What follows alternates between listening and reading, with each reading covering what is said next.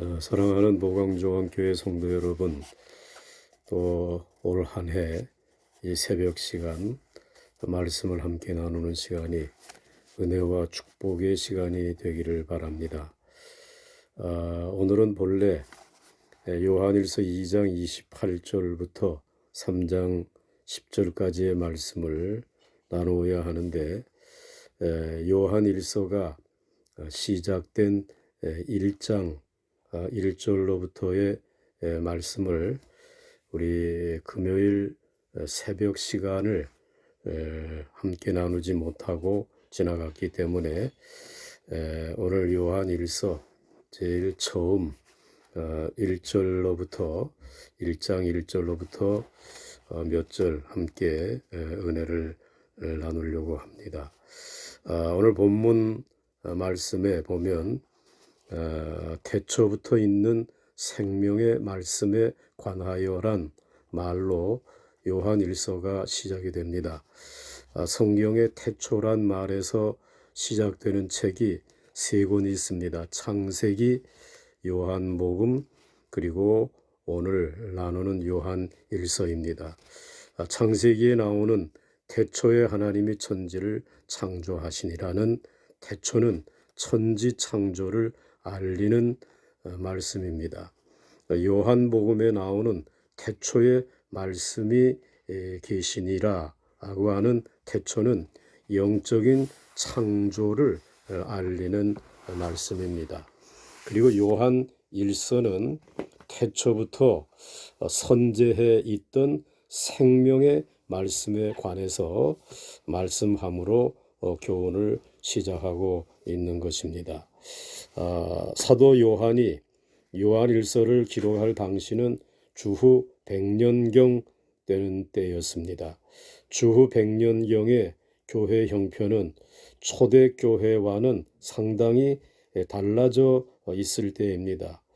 우선 초대교회 일원이었던 1세대 그리스도인들은 거의 죽고 2세대 혹은 3세대 그리스도인들이 생겨났습니다. 1세대들은 그야말로 초대교회의 열심과 뜨거움과 흥분을 갖고 있었습니다. 그러나 2세대, 3세대들에게는 이런 열기가 사라져가고 있었습니다. 그러다 보니까 신앙생활을 점점 습관적으로 하게 되었습니다. 많은 사람들이 첫사랑을 잃어버렸습니다. 오직 하면 아시아의 7교회에 편지를 보내면서 너희 처음 사랑을 버렸느니라고 책망을 하였겠습니까? 이처럼 요한이 이 서신을 쓸 때에는 기독교에 대한 첫 흥분과 첫 사랑과 첫 헌신의 불꽃이 식어가고 있는 때였습니다. 이런 상황 속에서 사도 요한은 기독교의 본질적인 요소인 기독론, 즉 예수 그리스도에 대하여 바른 이해가 필요하다고 느꼈습니다. 그리고 이러한 상황 속에서 초대교회와 같은 뜨거운 사랑의 교제가 회복되어야 한다는 생각이 절실히 요구되었던 것입니다. 우리 교회도 역시 마찬가지입니다. 우리 교회의 초기 신자들은 그야말로 열악한 조건 가운데서 뜨겁게 교회를 사랑하고 충성했습니다. 그러나 이 1세대들은 점점 이제 나이가 들고 노쇠해져 갑니다. 그 뒤를 이은 2세와 3세들은 교회에 대한 관심이나 열정이 아무래도 1세대만 못한 것 같습니다. 그야말로 주일날 형식적으로 나오는 사람도 있고 부모님의 권유에 못 이겨 마지못해 나오는 자녀들도 있습니다. 이런 2세, 3세들이 수요 기도회에 나오거나 또 금요 철야 기도회에 나오는 것은 그야말로 어려운 일처럼 느껴지게 됩니다. 이들에게 정말 예수 그리스도가 누구이며 교회는 어떤 곳이며 왜 교회 안에서 신앙생활이 중요한지를 가르쳐 주어야 할 시점인 것입니다. 이런 점에서 사도 요한은 이 요한일서를 기록한 것입니다. 또 둘째로 본 서신에는 그들이 박해를 받은 흔적이 없습니다. 그들의 위험은 박해가 아니라 유혹이었습니다. 영지주의자들이 거짓 교리를 갖고 유혹했습니다. 오늘 우리에게 박해는 없습니다. 옛날 한국교회와 같은 이제 경제적인 심각한 어려움은 없습니다. 그러나 옛날보다 더 다양한 유혹이 끊이지 않습니다. 박해가 그리스도인들에게 힘들고 괴로우며 견디기 어려운 면이 있지만 교리와 그리고 성도들의 신앙생활을 교회와 성도들의 신앙생활을 순결하게 하고 더 강하게 연단시키는 유익한 면도 있습니다. 그러나 유혹은 직접적인 고통을 주지는 않지만 우리 신앙생활을 내적으로 병들게 하고 무너뜨리는 더 큰 위험이 있습니다. 이 유혹이 기독교와 그리스도인을 더 무력하게 만드는 원수가 되고 올무가 될 수 있습니다. 사도 요한이 이 편지를 쓸 때 그들 가운데 예수님의 성육신과 메시아성을 부인하는 영지주의자들로 인해 많은 유혹을 성도들이 받고 있었습니다. 그래서 사도 요한은 오늘 본문에서 점점 그리스도에 대한 인식이 희박해지는 당시 그리스도인들과 이제 유혹으로 인해 흔들리는 그리스도인들에게 세 가지를 강조하고 있습니다. 첫째로 1절로부터 2절에서 사도 요한은 올바른 기독론, 즉 그리스도에 대한 인식을 일깨워주고 있습니다. 왜냐하면 신앙생활과 교리생활의 중심이 바로 예수 그리스도이기 때문입니다.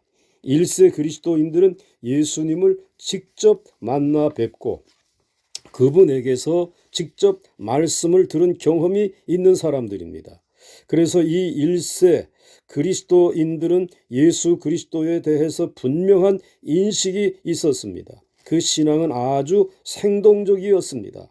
그러나 지금 2세, 3세 교인들은 이것이 분명치 않았습니다. 이러한 상황에서 예수 그리스도가 누군가를 바로 설명해 줌으로써 영지주의자들의 그릇된 가르침에 빠지지 않게 해 줄 필요가 있었습니다.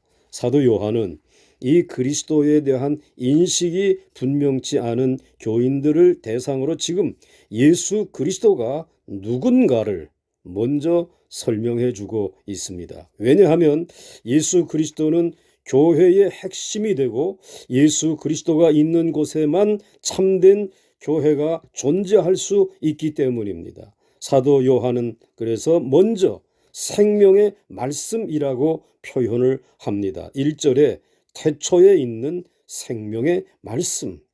말씀이 예수 그리스도를 가리킨다는 것은 이미 요한복음을 통해서 잘 알려졌습니다. 예수님은 말씀으로 세상에 오셨고 말씀으로 세계를 창조하셨습니다. 우리는 이 말씀을 먹고 사는 존재들입니다. 그래서 사도 요한은 예수 그리스도를 생명의 말씀이라고 묘사하고 있습니다. 그 뜻은 예수 그리스도는 우리에게 생명을 주시는 분이란 뜻입니다. 요한복음 14장 6절에서 예수님은 내가 곧 길이요 진리요 생명이니 라고 하셨고 사도 바울도 빌립보서 2장 16절에서 생명의 말씀이란 표현을 썼습니다. 이것은 복음의 능력으로만 다시 말해서 예수 그리스도를 통해서만 인간은 사망에서 생명으로 옮겨질 수 있다는 말입니다. 그리고 인간의 이 성장과 성숙도 이 예수 그리스도를 통해서만 가능해진다는 말입니다. 예수 그리스도는 우리를 살리는 생명이시며 우리를 또한 자라게 하시는 생명의 양식입니다. 그런데 이 생명의 말씀은 태초부터 있는 것이라고 말합니다. 이것은 예수 그리스도가 태초부터 하나님 아버지와 함께 계셨고 하나님이 예수 그리스도를 통해 직접 인간 세계에 개입해 들어오신 것을 의미합니다. 1절 중반절 이후에 이 생명의 말씀은 우리가 들은 바요, 눈으로 본 바요, 자세히 보고 우리 손으로 만진 바라 하였습니다. 여기에 대단히 중요한 교훈이 있습니다. 이것은 그 당시 사도 요한과 그 시대에 증거하는 이들이 예수 그리스도를 이제 듣고 보고 체험한 것을 뜻한다고 말할 수 있습니다. 그러나 그 이상의 큰 뜻이 담겨 있습니다. 예수 그리스도의 복음이 여기 있다 하더라도 내가 직접 듣고 보며 체험하지 않으면 안 된다는 것을 암시해 주고 있습니다. 그러므로 생명의 말씀을 우리가 들어야 합니다. 시드기야 왕은 에레미야에게 여호와께로서 받은 말씀이 있느냐라고 물은 적이 있습니다. 중요한 것은 어떤 사람의 의견을 들었느냐에 있지 않고 하나님께로부터, 주님께로부터 직접 말씀을 들었느냐가 중요합니다. 그렇습니다. 훌륭한 선지자, 훌륭한 목사, 훌륭한 교사, 훌륭한 부모, 훌륭한 성도가 되려면 먼저 귀를 기울여 하나님께로부터 하나님의 생명의 말씀을 듣는 시간이 있어야 합니다. 듣지 않고 말할 수 없습니다. 듣지 않고 전할 수 없는 것입니다. 주님의 음성을 먼저 듣게 되시기를 주의 이름으로 축원합니다. 또 요한은 눈으로 본 바요 라고 하였습니다. 사도 요한에게서 본다라는 말은 대단히 중요합니다. 요한복음 20장에 보면 세 개의 다른 본다는 말이 언급되어 있습니다. 첫 번째는 마리아가 예수님의 무덤을 찾아간 후에 이어서 베드로와 요한이 달려가는데 요한이 먼저 달려가서 예수님의 몸을 쌌던 세마포 천을 봅니다. 이때 본다는 말은 가장 흔한 용어로 대상물이 그저 요한의 눈에 들어왔다는 뜻입니다. 두 번째로 베드로도 이 세마포 천을 보았다라고 했습니다. 이때 사용한 본다라는 말은 지성을 통해서 본다는 뜻으로서 자세히 조사해 본다는 뜻이 있습니다. 베드로의 의아심을 갖고 자세히 바라본 것입니다.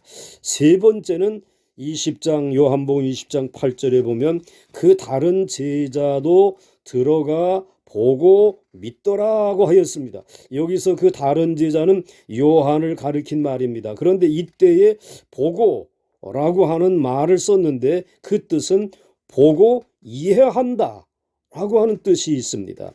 오늘 본문에서는 눈으로 본바요라고 하는 말이 이 세 번째 보고 이해한다는 뜻을 가진 단어를 사용했습니다. 즉 사도 요한이 주님이 부활하시고 남긴 세마포를 보고 진리를 깨닫게 된 것을 의미합니다. 우리는 주님을 직접 뵐 수 없지만 우리의 신앙의 눈으로 그리스도를 볼 수 있게 되는 것입니다.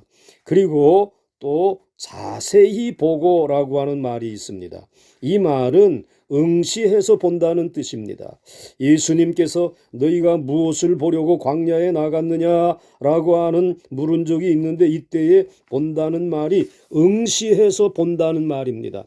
요한이 요한복음 1장 14절에서 우리가 그 영광을 보니 라고 했을 때에도 역시 응시해서 본다, 주목해서 본다 라고 하는 그러한 말을 쓴 것입니다. 즉 예수 그리스도에게 우리 눈을 고정시켜 바라보는 것을 말합니다. 또 우리 손으로 만진 바라고 했습니다. 만져보았다는 것은 체험 중에도 가장 확실한 체험을 말합니다. 예수님께서 부활하신 후에 제자들과 이 도마에게 하신 말씀입니다. 내가 손으로 발을 보고 나인 줄, 손과 발을 보고 나인 줄 알라. 또 나를 만져보라. 사도 요한은 여기에 예수 그리스도를 영이었지 육을 입고 있지 않았다라고 주장하는 영지주의자들을 염두에 두고 이 말씀을 특별히 강조하고 있는 것입니다. 이 영지주의자들은 예수님이 한 번도 피와 살로 되어 있는 육체를 입은 바가 없고 인간의 형상을 취하여 나타났던 형상의 환상에 불과하다고 주장하는 사람들입니다. 그러나 사도 요한은 그것이 거짓임을 여기에 입증하고 있습니다. 이 생명이 나타나신 바 된지라 이 영원한 생명을 우리가 보았고 증언하여 너희에게 전하노니 이는 아버지와 함께 계시다가 우리에게 나타내신 바 된 자니라. 2절 말씀에 분명히 말합니다. 사도 요한은 이 영원한 생명 되시는 예수 그리스도를 우리는 증언하고 전한다 말하고 있습니다. 여기에 증언한다는 말은 순교자가 된다는 뜻과도 같은 것입니다. 내가 보고 듣고 체험한 생명의 말씀을 증언하기 위해서는 생명까지 아끼지 않고 그리고 버릴 수 있는 증인이 되겠다라고 하는 선언입니다. 그리고 전한다는 말 속에 그리스도로부터 위임받은 권위가 숨어 있습니다. 예수님은 제자들에게 자신을 나타내 보임으로 산 증인이 되게 하셨을 뿐만 아니라 그들을 또한 그들이 체험한 복음을 전파하는 권위 있는 사도로 불러주시고 위임하신 것을 말합니다. 둘째로 이렇게 생명의 말씀을 증거하고 전파하며 이 편지를 쓰는 목적을 3절에 밝히고 있습니다. 우리가 보고 들은 바를 너희에게로 전함은 너희도 우리와 사귐이 있게 하게 함이니 우리의 사귐은 아버지와 그 아들 예수 그리스도와 함께 함이라. 생명 있는 삶과 사귐은 뗄 수 없는 밀접한 관계가 있습니다. 창세기에 보면 아담과 하와가 따먹지 말라는 선악과를 따먹고 죄를 범했는데 거기에 보면 그 과실을 먹는 날에는 내가 정녕 죽으리라고 하였습니다. 그런데 안 죽고 오래 살았습니다. 그것을 보면 죽는다는 말은 육체적인 죽음보다 그들의 영적 죽음과 더 관련이 있는 것을 알 수 있습니다. 즉 죽는다는 것은 하나님과의 분리를 뜻한다는 것입니다. 사귐이 끊어지는 것입니다. 교제가 끊어지는 것입니다. 하나님과 분리되고 사귐이 끊어지고 교제가 끊어지면 이미 영적으로 죽은 것입니다. 그런데 사귐은 하나님과의 단절된 관계를 그리스도의 생명의 말씀을 통해 회복되는 것을 말합니다. 그것이 곧 생명입니다.